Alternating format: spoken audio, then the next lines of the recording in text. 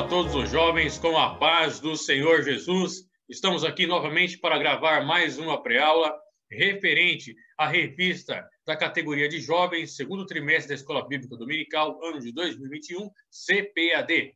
A nossa revista está estudando sobre o cuidado de Deus com o corpo de Cristo, lições da carta do apóstolo Paulo aos Coríntios para os nossos dias. O título da nossa lição, da lição de número 5, a lição de hoje é O Caráter da Pregação de Paulo. O texto do dia: a minha palavra e a minha pregação não consistiram em palavras persuasivas de sabedoria humana, mas em demonstração do Espírito e de poder. 1 Coríntios, capítulo 2, versículo 4. Síntese: o poder da pregação não está no conhecimento secular ou no desempenho da oratória, mas na fidelidade à mensagem do Evangelho, que pode transformar a vida de todo aquele que crê. Meus amados irmãos, esta lição é de uma grandeza extrema, né? Nós não estamos falando do caráter da pregação de um dos maiores pregadores da história, de um dos maiores missionários da história, daquele homem que, abaixo de Cristo, foi o maior líder do cristianismo, daquele que percorreu inúmeras cidades, inúmeros países, fez inúmeras viagens. É um referencial na teologia que existe nos dias de hoje, haja vista que grande parte do Novo Testamento foi escrita pelo apóstolo Paulo. A teologia cristã que você conhece nos dias de hoje, tanto hermenêutica, homilética, a pregação expositiva, ramos escatológicos, a doutrina da justificação, a doutrina da salvação, da glorificação, a maior parte desses temas você encontra nas pregações de Paulo. Então, o caráter da pregação de Paulo, o caráter que não vinha do próprio Paulo, mas do próprio Deus que moldou o caráter do próprio Paulo, foi a base para a doutrina cristã dos dias atuais. Haja vista que, se não fosse o apóstolo Paulo ser usado como instrumento das mãos de Deus, talvez o cristianismo não tivesse ganhado as proporções que ganhou e chegou até aqui nos dias de hoje. Portanto, Paulo foi o maior líder do cristianismo.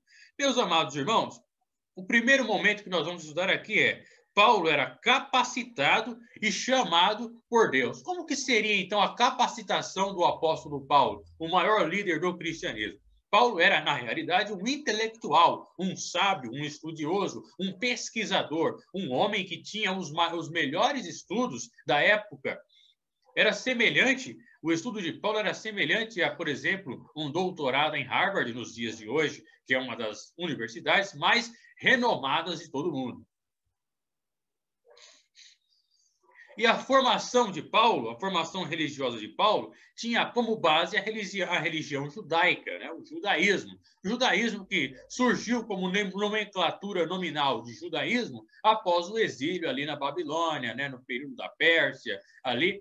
Passou-se a chamar aquele que praticava a lei mosaica e a Torá de judeu, não apenas aquele que vinha da tribo de Judá. Ou seja, os israelitas passaram a ser chamados de judeus, não em quesito de linhagem, né, de ancestralidade, mas sim na religião, por praticar a lei mosaica e observar os mandamentos ordenados, tanto na Torá quanto nos ensinos dos profetas e nos salmos. Então surgiu a religião judaica como nome, ela já existia, claro, né, na lei mosaica, mas como nomenclatura de judaísmo. E a base de Paulo era o judaísmo, ele era um fariseu, ele era zeloso, existia 4 ramos ali, né, vamos dizer, 4 tipos de seitas, entre aspas, naquela época: a dos fariseus, a dos saduceus, a dos essênios e a dos zelotes. E Paulo pertencia a seita dos fariseus, um zeloso pela lei. Então, a base dele era o Pentateuco, os 5 primeiros livros do Antigo Testamento: Gênesis, Êxodo, Levítico, Números e Deuteronômio. Depois, os profetas, os livros históricos e os salmos, que era chamado de Torá, né? Então, é o Antigo Testamento como nós conhecemos nos dias de hoje, né? Os fariseus, eles zelavam, eles reconheciam toda a Escritura, desde Gênesis até Malaquias. Os saduceus, não. Eles só reconheciam o Pentateuco, apenas os ensinamentos de Moisés. Os fariseus acreditavam em alma, em corpo, em espírito, em anjos. Os saduceus não aceitavam essa ideia nenhuma nem outra. Eram como se fossem determinados céticos, né, em relação à espiritualidade ou ao mundo espiritual. Os essênios eram uma seita que vivia ali no deserto. Alguns acreditam que o próprio João Batista poderia ter sido um dos essênios. Eram pessoas que se isolavam da sociedade para meditar e seguir os ensinamentos das Escrituras no deserto. Os zelotes eram um ramo de pessoas revolucionárias que tinham como ideais e ideologias o nacionalismo israelita para combater os romanos e se libertar do poderio estrangeiro. Então tinham essas quatro seitas naquela época, né? Esses 4 ramos: fariseus, saduceus, essênios e zelotes.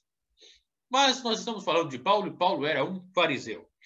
Paulo também era um poliglota. Ele tinha estudado hebraico, grego, aramaico e provavelmente também sabia falar latim. Ele vinha de uma cidade onde a cultura helênica, até os dias de hoje, o nome da Grécia é República Helênica. E naquela época, a influência greco-macedônia, né, desde os tempos de Alexandre o Grande, se fundiu com o Império Romano. E aquela cultura foi preservada e praticamente era vista em todas as cidades do Império Romano. Se você não soubesse falar latim nem grego, você era considerado um bárbaro. Por isso que quando eles chegaram ali na ilha de Malta, e os habitantes de Malta eram de origem fenícia, não sabiam falar nem o grego nem o latim, eles foram vistos como bárbaros, ou como pessoas que não tinham, de fato, estudo algum, ou melhor dizendo, estudo algum não, conhecimento algum relacionado ao idioma grego e ao idioma latino. Né? Não tinham conhecimento dessas línguas, apenas sabiam falar a sua língua nativa. Então, você poderia atravessar o Império Romano desde a Grã-Bretanha até ali a divisa ali da Mesopotâmia, ali, ou a Síria, se você soubesse falar latim ou grego e tivesse moedas no seu bolso, né? As dracmas ou os denários. Não tinha necessidade de visto, não tinha necessidade de passaporte, nem nada. E a cidade de Paulo era uma cidade cosmopolita. Tinham grandes cidades do Império Romano, como, por exemplo, Roma, Atenas, Corinto, Alexandria, ali no Egito, né? Tinham grandes cidades dentro do Império Romano. E a cultura cosmopolita, né? O cosmopolita é quando uma cidade tem pessoas de várias culturas, diversos povos, né?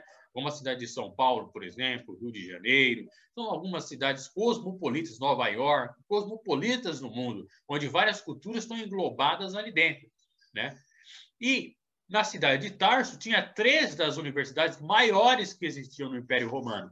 E o apóstolo Paulo recebeu a sua educação em uma delas, em uma dessas cidades.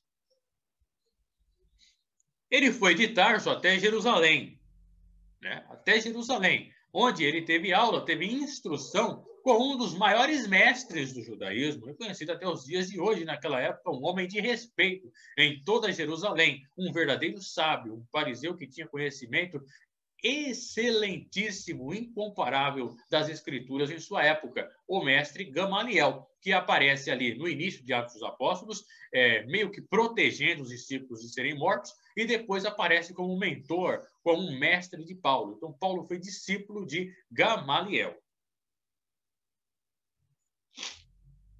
Passamos, portanto, a leitura no livro de Atos dos Apóstolos, capítulo de número 22, versículo 3. Olha só o que nos vai dizer o texto aqui. Quanto a mim, sou judeu, nascido em Tarso da Cilícia, e nesta cidade, criado aos pés de Gamaliel, instruído conforme a verdade da lei de nossos pais, zeloso de Deus, como todos vós hoje sois. Então, Paulo, ele afirma que ele era zeloso pela lei de Deus e ele tinha sido instruído no conhecimento de Gamaliel. Os fariseus, eles eram bem vistos pela classe social mais baixa do povo, ao contrário dos saduceus, que os saduceus, eles eram mais protetores de Roma, né? Então, a aristocracia estava do lado dos fariseus. A aristocracia protegia, ou melhor, os saduceus, desculpa. A aristocracia protegia os saduceus. Já a classe mais baixa ficava do lado dos fariseus, né? Porque os fariseus não tinham aquele chamego, vamos falar no português bem claro, né? Aquela puxação de saco com Roma. Já os saduceus viviam protegendo Roma, tinha aquele negócio de paz com Roma, né? E os judeus não gostavam disso de jeito nenhum. Haja vista que para eles, Roma era um inimigo mortal, embora eles estivessem debaixo do domínio de Roma. Só que Paulo, ele também era judeu, ele era judeu de sangue, ele era judeu também de ancestralidade, não apenas um praticante da religião judaica, ele não era prosélito, ele era judeu. Olha o que ele diz aqui em Filipenses capítulo 3, versículo 5. Circuncidado ao 8º dia, da linhagem de Israel, da tribo de Benjamim, hebreu de hebreus, segundo a lei fui fariseu. Segundo a lei fui fariseu. Então ele era hebreu de hebreus, ele era da tribo de Benjamim. Tanto é que o seu nome é Saulo. Saulo é uma variação, uma transliteração de Saul. E Saul foi o primeiro rei de Israel, e Saul foi a personagem mais importante da tribo de Benjamim no Antigo Testamento. Então, o nome de Paulo, na verdade, de Saulo, no hebraico original era Saul, né? Então, era preservando os costumes da tribo de Benjamim. Então, ele era da tribo de Benjamim. Claro que ele obteve educação na sinagoga de Tarso, né, com os melhores professores também, antes de vir a Jerusalém, para ser instruído por Gamaliel. Gamaliel, que era também um membro do Sinédrio. O que era o Sinédrio? Era o Supremo Tribunal dos Judeus. Nós não temos o STF hoje, né? Supremo Tribunal Federal. Naquela época, para os judeus, tinha o Sinédrio, o Supremo Tribunal dos Judeus, que tinha 70 componentes sentados ali, divididos entre fariseus e saduceus. Observe, então, que o tribunal era muito bem organizado. E Gamaliel era membro do Sinédrio e foi o mestre de Paulo. Então, Paulo certamente tinha também muita intimidade com o Sinédrio. Meus amados irmãos, só que ele perseguiu a igreja, né? Como nós sabemos da história, mataram Estevão e deram as suas vestes a um jovem chamado Saulo, que consentiu na morte dele. E depois ele foi falar com o sumo sacerdote, foi pedir cartas para perseguir a igreja, mandava matar ali em Jerusalém, depois foi até a estrada de Damasco, onde teve um encontro com Deus, né? Só que assim, ele perseguiu a igreja porque ele estava pensando que estava agindo corretamente. Ele era tão zeloso pela lei que ele pensava que aquilo que ele estava fazendo é certo. Vamos levar para os dias de hoje. Talvez a gente está fazendo uma coisa assim, né? Uma coisa que para outras pessoas é má, mas para a gente, na nossa cabeça, a gente está agindo corretamente. E nem sempre nós estamos agindo corretamente, como foi aqui o caso de Paulo. Então vamos fazer a leitura aqui, né, em Filipenses capítulo 3, versículo 6, onde a gente estava lendo. Segundo o zelo, perseguidor da igreja, segundo a justiça que há na lei, irrepreensível. No segundo o zelo dele, que ele pensava que estava fazendo a coisa certa, ele era um perseguidor da igreja. Não, eu tenho que perseguir essa seita dos nazarenos. Até aquele momento, o cristianismo ele era considerado uma seita, né? Haja vista que os discípulos só foram chamados pela primeira vez de cristãos em Antioquia. Ironicamente, foi quando Paulo foi para Antioquia, aquele que perseguia a seita, né? E passou a ser chamado, então, os discípulos de cristãos. Então, ele era perseguidor daquela seita. Ele achava que ele estava certo, que Jesus não era Deus, que Jesus era um blasfemador, que aqueles homens eram mentirosos e enganadores, e ele tinha que perseguir e tinha que matar, porque estava fazendo a vontade de Deus. Nós não temos hoje aí, né, muitas religiões, muitas pessoas que matam pensando em estar fazendo a vontade de Deus, né? Os muçulmanos praticam a jihad porque acham que estão fazendo a vontade de Deus, a guerra santa, tem que matar. E ele pensava, ele tinha um pensamento meio que semelhante naquela época, embora fosse judeu. Segundo o zelo, perseguidor da igreja. Segundo a justiça que há na lei, irrepreensível. Mediante a lei, ele era irrepreensível. Observe bem que no versículo 5 ele diz que foi circuncidado ao 8º dia. A circuncisão para um judeu era um dos rituais mais preciosos que existiam na lei. Se você não fosse circuncidado, você era considerado imundo, gentil, você era considerado uma pessoa que não tinha comunhão com a religião judaica. Você não podia ter contato com a religião judaica e o acesso a determinadas regiões do templo era restrito. Aquele que se convertia ao judaísmo, prosélito, ele tinha que fazer a circuncisão, né, para que fosse aceito como judeu. Quem não era circuncidado era visto como incircunciso. Observe bem que Davi, quando luta com os filisteus, ele sempre fala: eu não quero me envolver com esses incircuncisos, né, porque eles não eram circuncidados. Em Atos dos Apóstolos, houve uma polêmica envolvendo Pedro, Paulo, né, sobre a circuncisão, e depois foi determinado que a circuncisão sem Cristo nada é. É apenas um ritual da lei, né? Então, foi desnecessário a circuncisão, depois era só abster-se da prostituição, da carne, do sufocado, né? E cumprir os mandamentos que Jesus determinou, e você poderia seguir a sua vida como cristão, sem a necessidade da circuncisão. Mas, mediante a lei, você tinha que ser circuncidado. Por isso, Paulo era visto como uma pessoa irrepreensível, pois ele tinha cumprido todos os rituais que a lei determinava. 1 aos Coríntios, capítulo de número 11, versículo 9, por favor.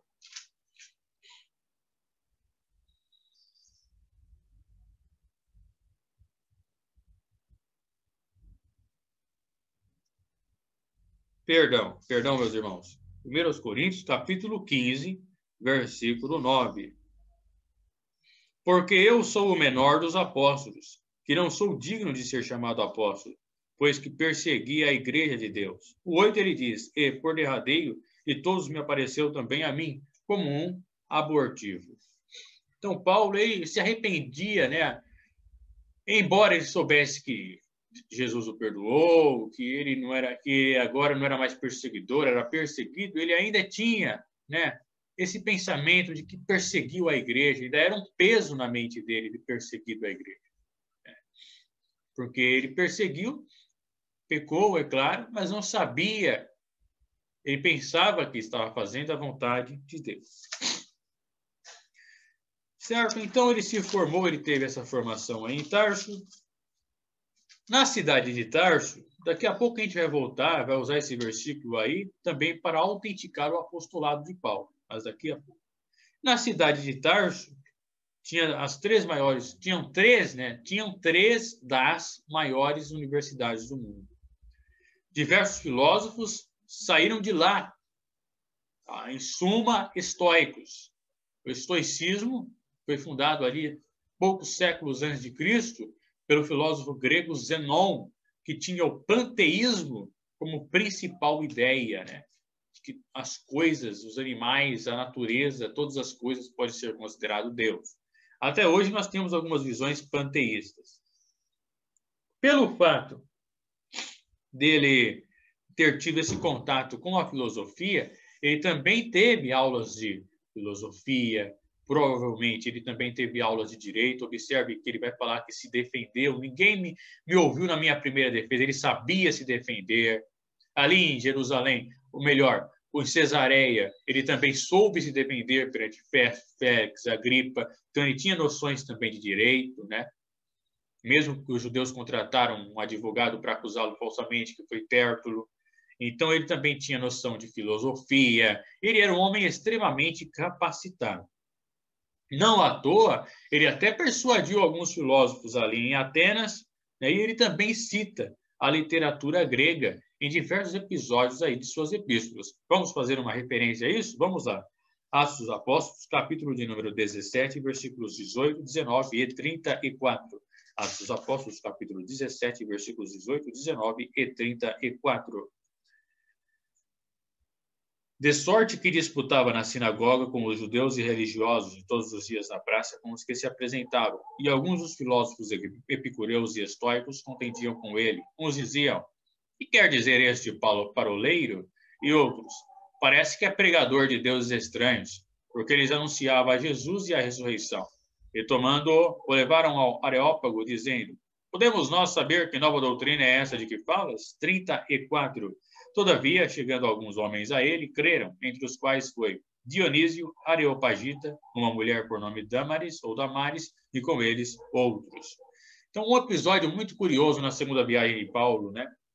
Segunda viagem missionária de Paulo, depois que ele atravessa a Macedônia, depois quando ele chega, passa por Bereia, ele chega na cidade de Atenas, a capital intelectual ali do Império Romano, né? Não a capital física.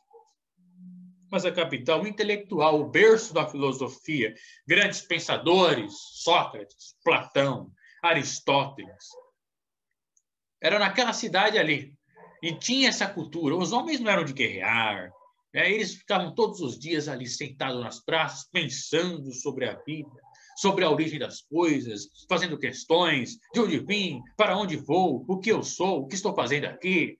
E o berço de homens intelectuais, cultos, né? E vou falar para você. Estamos falando da capacitação de Paulo. Em termos de intelectualidade, né? Tudo bem, você pode pensar que Jesus falou, não tenham medo quando levar vocês para as autoridades, que o Espírito Santo colocará a palavra na boca de vocês. Sim, com certeza. Mas em outro contexto. Mas agora, em termos de intelectualidade, nenhum dos 12 apóstolos teria a capacidade intelectual de trazer o evangelho dentro do Areópago. Nenhum. E poucas personagens no Novo Testamento teriam essa capacidade, como Paulo. A gente pode citar Apolo, Zenas, que era doutor da lei, talvez Lucas também, né? Talvez Barnabé, mas poucos intelectuais aí no Novo Testamento teriam a capacidade e a ousadia de trazer o evangelho para o berço da intelectualidade do Império Romano. Ele não estava falando com pessoas iletradas, homens, né, de baixa estirpe. Ele estava falando com os maiores intelectuais do Império. Observe a capacitação desse homem de trazer a luz do Evangelho para os maiores intelectuais, né? E alguns, né, zombavam, né, outros pensavam que ele era um louco, ou um cara loquaz, um cara que fala demais, um tagarela, porque eles pensavam, está falando de Jesus e da ressurreição, será que são dois deuses esses aí? O que você está falando? Aí convidaram ele para ir no Areópago. Diz aqui, enquanto Paulo os esperava em Atenas, versículo 16, o seu espírito se comovia em si mesmo, vendo a cidade tão entregue à idolatria. Eu acho que tem um grego chamado Pansânio, Pansânio, uma coisa assim, que ele estimava que tinha cerca de 30 mil deuses em Atenas. Era Zeus, era Apolo, era Ártemis, era Ares, era Hermes, e por aí vai. 30 mil deuses. E ele vai, usando a arte da persuasão, né? Ele toca ali na ferida, no ponto ali, na brecha certa. Ele vai e fala logo do altar do Deus desconhecido. Versículos 22. Estando Paulo no meio do Areópago, disse, homens atenienses, em tudo vos vejo um tanto supersticiosos, ou seja, vocês têm uma cultura mística, porque passando eu e vendo os vossos santuários, achei também um altar em que estava escrito, ao Deus desconhecido. Esse, pois, que vós honrais, não o conhecendo, é o que eu vos anuncio. O Deus que fez o mundo e tudo que nele há, sendo o Senhor do céu e da terra, não habita em templos feitos por mãos de homens. Eu convido você que está assistindo esta aula, não dá para falar agora, né, que o tempo também é um pouco escasso, a depois pesquisar na internet sobre a história de Epimênides e o altar do Deus desconhecido. Pesquisa lá, você vai entender por que Paulo falou isso aí e tocou logo nesse ponto. Epimênides e o altar ao Deus desconhecido. Epimênides foi um filósofo, um poeta de Creta. E Paulo sabia da história do altar do Deus desconhecido e por isso jogou no ponto maduro, no lugar certinho. Então ele tinha conhecimento da filosofia grega. Né? Então ele fala ao altar do Deus desconhecido e como nós sabemos, né? E depois disso daí, ele continua citando não apenas Epimênides, ou seja, ele estava lá para dizer, olha, o que vocês acreditam, o que vocês sabem, eu também sei. Eu também já estudei isso daí. Observe a moral que ele tinha para falar com os filósofos epicureus e estoicos. Vocês acham que eu não sei qual foi a origem do altar? Vocês acham que eu não sei quem foi Epimênides, quem foi Arato, quem foi Cleanto, quem foi Menandro? Eu sei, sim. E é o que a gente vai ver, porque ele sabia mesmo. Olha o que ele diz aí no capítulo 17, versículos 18 e 19 ainda. Perdão, versículo 28, por favor. Porque nele vivemos, nos movemos e existimos. Olha só a parte A. Só a parte A, que a parte B ele está citando outros. Sabe quem é que ele estava citando aí? Nos movemos, nos existimos? O próprio Epimênides. Ele está dizendo, sabe aquele camarada que fez esse altar? Olha, ou melhor, que foi o responsável por vocês terem construído esse altar devido àquela história? Olha só o que ele disse aí, que nele, o Deus desconhecido, nós movemos e existimos. Olha só, vivemos, movemos e existimos. Foi o próprio filósofo de vocês que disse isso, não é verdade? E ele continua. Aí depois, na parte B do versículo, ele cita, sabe quem? Arato. Olha só, Arato e Cleanto, pois os dois tinham essa citação. Como também alguns dos vossos poetas disseram, pois somos também sua geração. E é verdade, você pesquisa aí na internet sobre Cleanto e Arato, somos também sua geração. Observe bem. Então, já na parte B, ele cita Epimênides, depois ele fala, ó, e não foi só Epimênides, não, eu sei que outros aí também escreveram uma coisa semelhante. Então, ele já cita Epimênides, Cleanto e Arato, na parte B. E sabe o que ele faz em suas epístolas? 1 Coríntios, capítulo de número 15, versículo 33, ele vai citar Menandro, capítulo 15, versículo 33. Não vos enganeis, as más conversações corrompem os bons costumes. É a citação de Menandro em sua comédia Thaís, nome da comédia. Você que está assistindo tem o nome de Thaís, procura lá, né, sobre a comédia de Menandro, por nome Thaís, no qual ele cita tão famoso ditado que até hoje prevalece. As más conversações, quem nunca ouviu isso aí? As más conversações corrompem os bons costumes, né? As más companhias te corrompem, as más conversações, a mesa dos escarnecedores pode te corromper. Sabe que esse trecho aí seria muito bem válido para a nossa política nos dias de hoje e para os nossos juízes no STJ e STF. As más conversações corrompem os bons costumes.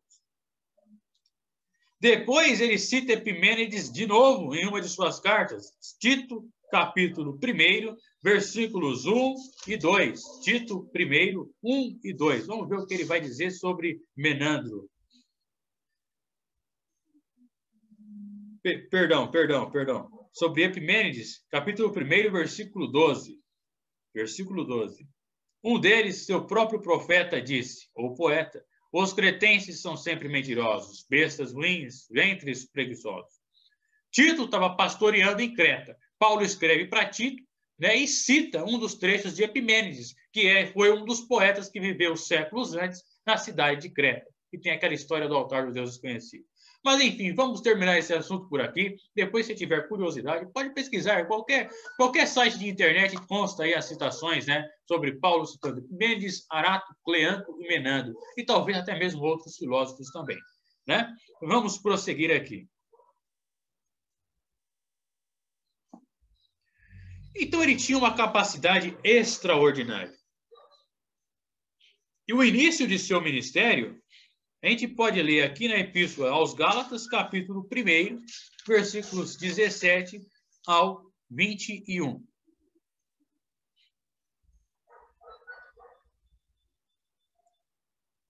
Não, vamos ler do 15, que é melhor.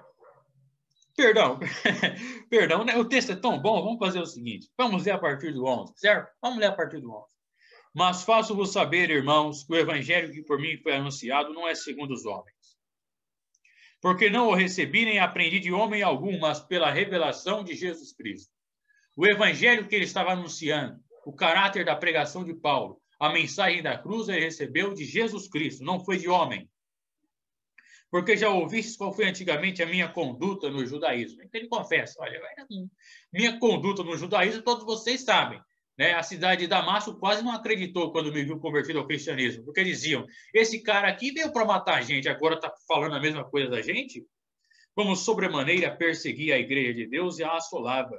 E a minha nação excedia em judaísmo a muitos da minha idade, sendo extremamente zeloso das tradições de meus pais. Mas quando aprouve a Deus, que desde o ventre de minha mãe me separou e me chamou pela sua graça. Desde o ventre da mãe, Paulo foi escolhido para ser um apóstolo de Cristo. embora tenha praticado o mal tempos antes, quando não era convertido, ele já havia sido escolhido desde o ventre de sua mãe. E me chamou pela sua graça, revelar seu Filho em mim, para que o pregasse entre os gentios. Olha só o caráter da pregação de Paulo. A revelação do Filho nele, para que pregasse entre os gentios. Não consultei a carne nem o sangue. Vamos voltar ao texto lá de Pedro. Bem-aventurado és tu, Simão Barjonas, porque não foi a carne e o sangue, ou seja, não foi a pesquisa humana, não foi a intelectualidade que me revelou a você, mas o Pai que está nos céus. A carne e o sangue, o próprio Paulo escreve, não poderão herdar o reino dos céus. Não consultei a carne nem o sangue, nem tornei a Jerusalém a ter com os que já antes de mim eram apóstolos, mas parti para a Arábia e voltei outra vez a Damasco. Depois, passados 3 anos, fui a Jerusalém para ver a Pedro e fiquei com ele 15 dias. E não via nenhum outro dos apóstolos, senão a Tiago, irmão do Senhor. Ora, acerca do que vos escrevo, eis que, diante de Deus, testifico que não minto. Depois fui para as partes da Síria e da Cilícia, e não era conhecido de vista das igrejas da Judéia que estavam em Cristo, mas somente tinham ouvido dizer, olha, aquele lá, que já nos perseguia, anuncia agora a fé que antes destruía. Está vendo que louco? E glorificavam a Deus a respeito de mim. Olha só o que aconteceu com Paulo, né? Então a gente vai trabalhar aqui nesses versículos para a gente encerrar a nossa pré-aula hoje. Peço desculpa aos irmãos, todo dia de manhã eu amanheço com alergia. Pois eu tenho isso há muito tempo. Orem por mim, né? Para Deus me libertar desse mal, por isso que eu fico toda hora com lenço aqui no nariz. Mas vamos prosseguir. Não é Covid, é apenas alergia mesmo. Então ele fala aí sobre o seu início do ministério, ele traz todo um resumo, né, do que aconteceu. Depois de Damasco, ele foi para a Arábia, depois voltou de novo para Damasco. Depois de 3 anos foi a Jerusalém, viu Pedro, ficou com ele 15 dias, e também viu Tiago, irmão de Jesus, não Tiago, filho de Zebedeu, né? Eu não sei se nesse ano Tiago, filho de Zebedeu, estava morto, já a mano de Herodes. Não dá para confirmar, depois eu vejo isso. E acerca do que escreve, ele diz que depois foi para a Síria e para a Cilícia. Ou seja, você já ouviu falar numa palavra chamada anonimato? Você está no anonimato? Você trabalha na linha de frente ou trabalha nos bastidores? Você é sempre o primeiro a aparecer ou sempre fica às escondidas?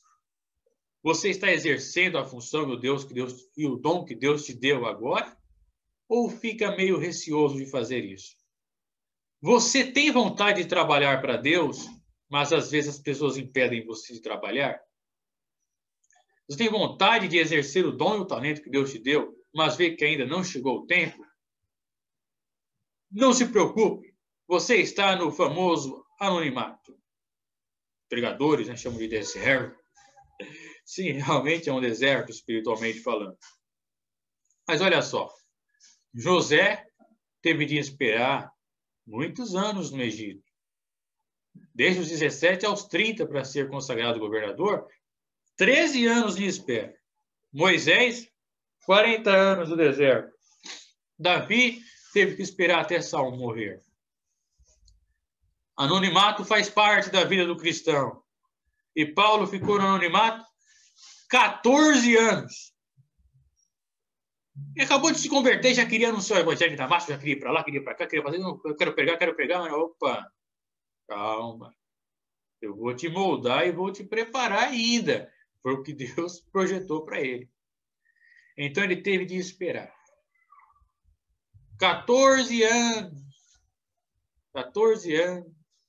Até que depois ele começou a trabalhar em prol do reino dos céus. Não que outrora ele não fizesse, mas como ministério, depois de 14 anos, ele começou a trabalhar. Ele ficou no anonimato 14 anos. A gente pode ler aqui em Atos dos Apóstolos, capítulo número 11, versículos 17 ao 30, para a gente compreender melhor.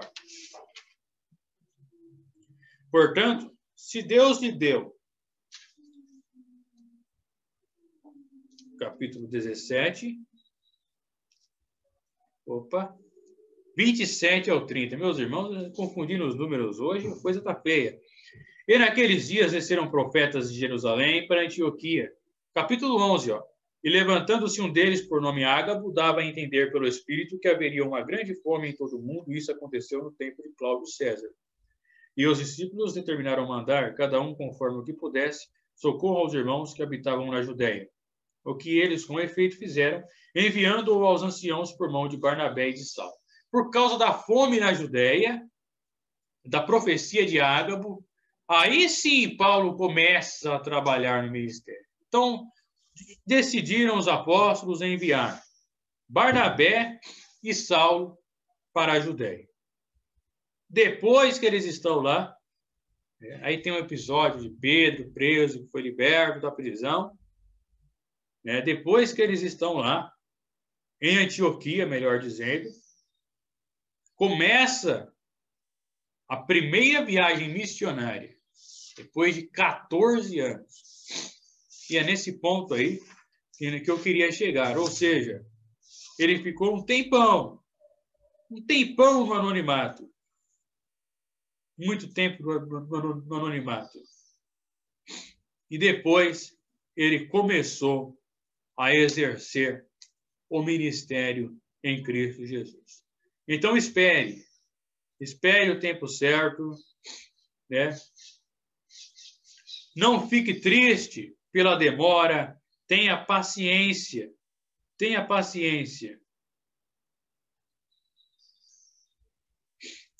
pois no tempo certo Deus se exaltará. Então, voltando aqui, meus irmãos, voltando aqui ao texto sobre Paulo, no capítulo 13 de Atos, ele faz a sua primeira viagem missionária, e o que eu queria ler para os irmãos aqui, Romanos, capítulo 5, versículos 3 ao 5. E não somente isso, olha o que ele escreve, mas também nos gloriamos nas tribulações, sabendo que a tribulação produz a paciência, e a paciência a experiência, e a experiência a esperança. E a esperança não traz confusão, porquanto o amor de Deus está derramado em nossos corações pelo Espírito Santo que nos foi dado. Olha só, a paciência, a tribulação produz a paciência. Seja paciente, pois o tempo certo Deus te exaltará. Certo? E ele começa, anunciando a mensagem da cruz. A mensagem da cruz. Esse era o caráter da pregação de Paulo.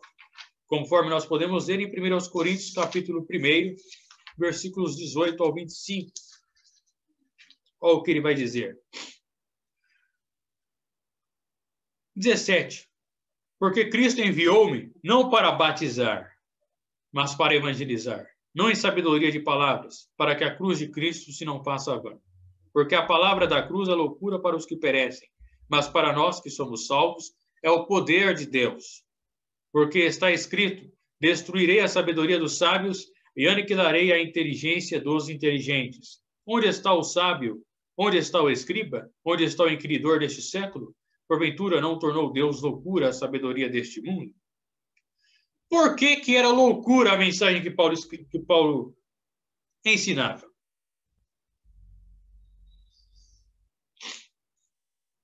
Pois ele ensinava a mensagem da cruz. E falar de um homem que morreu e ressuscitou para um judeu, ele esperava um Messias político, que libertasse o povo. Já tinham existido muitos falsos Messias naquela época. O Judas o Galileu tinha aparecido. Posteriormente apareceu também um outro libertador, Teudas. Um egípcio também que levou não sei quantos salteadores. E antes de Cristo, também apareceram muitos falsos Messias e falsos Cristos. Então os judeus estavam meio desesperançosos. Não apareceram tantos. Será que esse mesmo é o verdadeiro Messias? E a esperança deles era saírem do subjugo romano. Eles não entendiam que o Messias vinha para exercer um reino espiritual e não um reino físico de homens. Então, anunciar a mensagem da cruz para um judeu era um pouco difícil por causa disso. Veio para os seus, mas os seus o rejeitaram. Os gregos também viam que era loucura isso. Porque eles pensavam, um Deus que não tem capacidade de salvar a si mesmo e tem que morrer, não é um Deus de verdade. Então eles, mas Jesus veio e morreu. Então, para eles, o fato de Jesus ter morrido na cruz era uma loucura. Mas como ele morreu? Como ele é Deus e morreu? Mas ele ressuscitou. Só que a ressurreição para os gregos era algo difícil de acreditar. Né? Quando ele fala da ressurreição lá no Areópago, uns zombam, uns não acreditam no que ele está falando. E os romanos já viam também, nenhuma pessoa de boa reputação seria crucificada. Se ele morreu assim, por que ele morreu então? Certamente ele fez o mal. Uma pessoa de boa reputação não pode morrer dessa maneira com a pena capital. Por isso que ele vai falar uma coisa muito interessante no mesmo capítulo, nos versículos 27 ao 29. Mas Deus escolheu as coisas loucas deste mundo para confundir as sábias. E Deus escolheu as fracas deste mundo para confundir as fortes.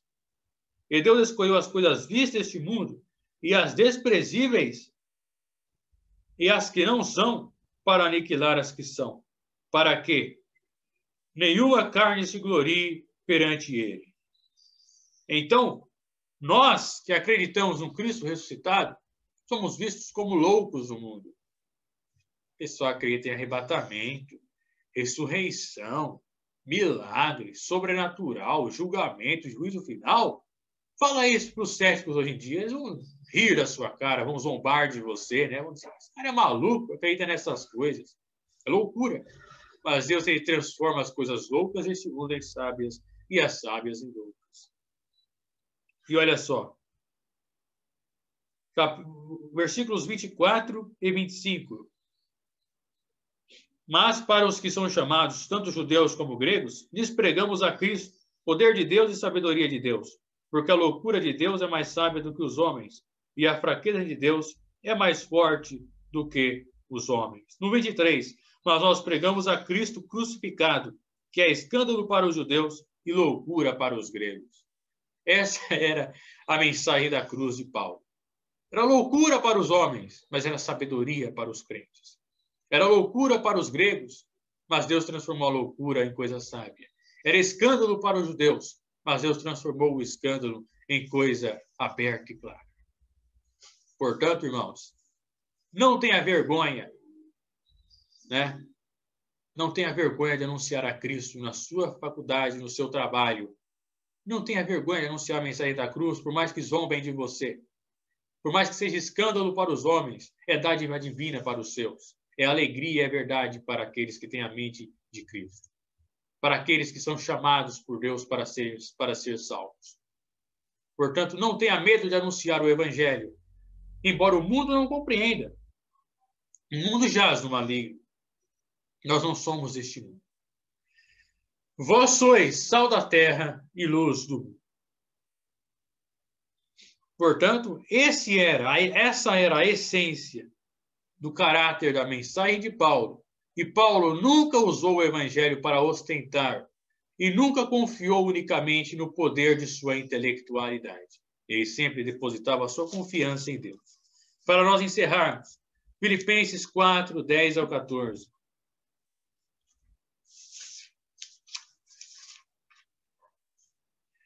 Ora, muito me regozijei no Senhor por finalmente reviver a nossa lembrança de mim, pois já vos tinhais lembrado, mas não tinhais tido oportunidade.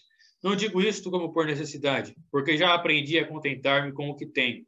Sei estar abatido e sei também ter abundância. Em toda maneira e em todas as coisas estou instruído, tanto a ter fartura como a ter fome, tanto a ter abundância como a padecer necessidade. Posso todas as coisas em Cristo que me fortalece.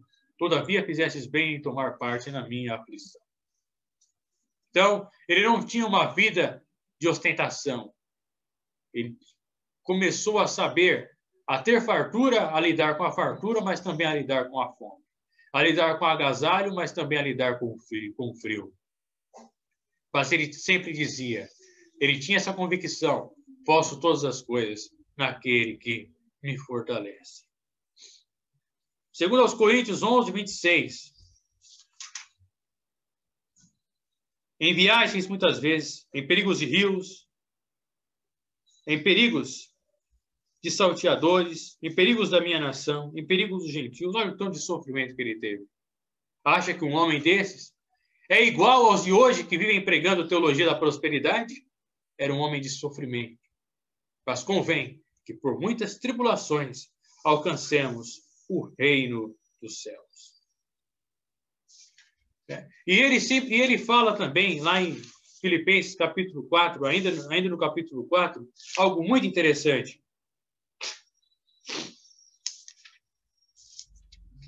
O meu Deus, segundo as suas riquezas, suprirá todas as vossas necessidades em glória por Cristo Jesus.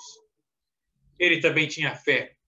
Embora passasse por necessidades, ele sabia que Deus supriria as suas necessidades. O meu Deus suprirá a sua necessidade, a minha necessidade, as nossas necessidades em Cristo Jesus. Em glória por Cristo Jesus. Então, saiba lidar. Buscar primeiro o reino dos céus. E estas coisas, não é as demais, estas coisas, ou seja, o que comer, o que beber e o que vestir, vos serão acrescentados. E não murmure, agradeça a Deus. Né? Seja grato a Deus. O hino 370 da Harpa Cristã diz: ó meu Senhor, dá-me mais gratidão. Mais grato a ti, mais grato a ti. Então, meus irmãos, nós estamos encerrando a aula de hoje, a nossa pré-aula de hoje. Eu espero que os irmãos tenham um conhecimento a respeito do que foi ensinado aqui, né? Perdoe qualquer falha, perdoe também a alergia em excesso, né? Qualquer coisa qualquer ideia, qualquer sugestão, também pode escrever nos comentários do vídeo para que nós possamos aperfeiçoar ainda mais o conteúdo das nossas pré-aulas, né? Deus te abençoe.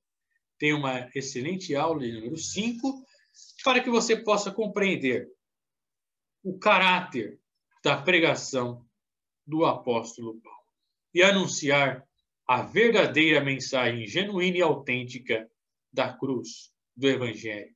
O mundo precisa da mensagem da cruz. Que Deus te abençoe. Amém.